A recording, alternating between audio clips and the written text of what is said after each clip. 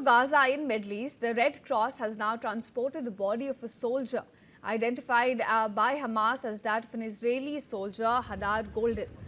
Now, according to the Israeli Prime Minister's office, Israel has now received the body from the Red Cross.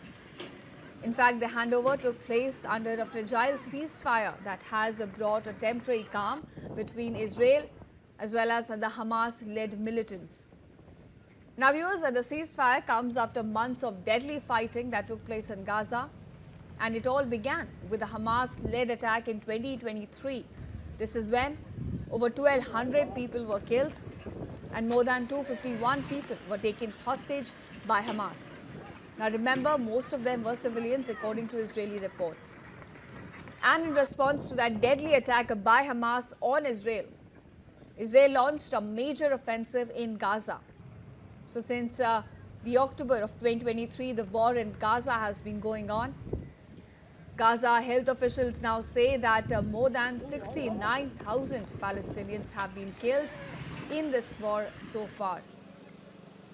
But the recent truce that has come in between the two warring parties has now allowed thousands of displaced Palestinians to return to what's left of their homes as Israeli troops now pull back from urban areas and more humanitarian aid is now reaching the region.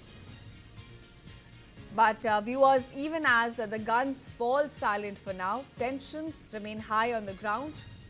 Internal observers as well as international observers, they're watching closely to see whether this fragile calm, will it hold in Gaza or not.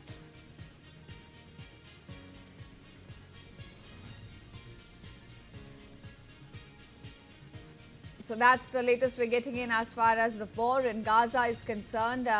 Now, the Red Cross has transported the body of a soldier identified by Hamas as that of an Israeli soldier, Hadar Goldin.